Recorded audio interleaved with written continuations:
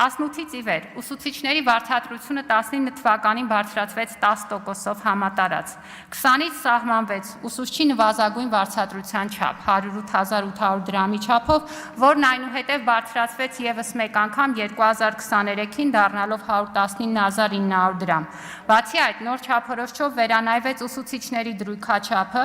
ինչը հանգեցրեց դասավանդվող 1 ժամի արժեքի բարձրացման տարրական դասարաններում 20%-ով, միջին եւ ավագ դասարաններում 10%-ով։ Ինչու եմ սա ասում, որտեղ հաճախ եմ լսում, թե ուսուցիչների վարձատրությանն ուղղված միակ հնարավորությունը կամավոր ատեստավորումն է, այնինչ նշված փաստերը ցույց են տալիս, որ ուսուցիչների վարձատրության եւ աշխատաժամանակի շարունակական բարելավման քայլեր են ձեռնարկվել, որոնք գուցե ինչ-որ պահից դառնում են սովորական եւ դադարում ենք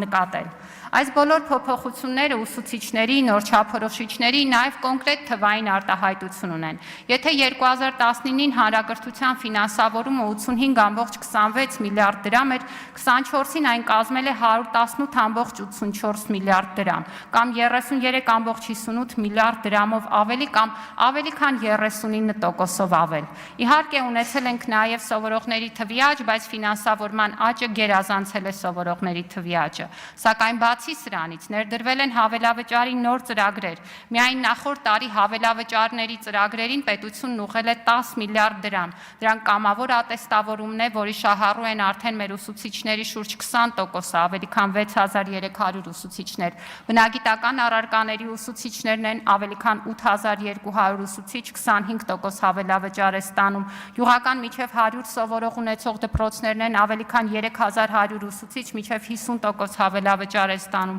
Տարակարգի մեխանիզմն է, որը բարեփոխվել է այնպես, որ հիմա 4-րդ աստիճանի տարակարգը 50% հավելավճարով դարձել է հասանելի շատ ուսուցիչների համար։ Ու այո, սա բերել է նրան, որ հիմա մենք ունենք բարձր վարձատրվող ուսուցիչներ։ 300,000-ից 400,000 դրամ վարձատրություն է ստանում 1600-ից ավել ուսուցիչ, 400,000-ից ավել բարձր վարձատրություն ստանում է ավելի քան 500 ուսուցիչ, եւ այս թիվը միայն ավելանալու է, որովհետեւ այս բոլոր կառուցակարգերը ներդրված են եւ աշխատում են։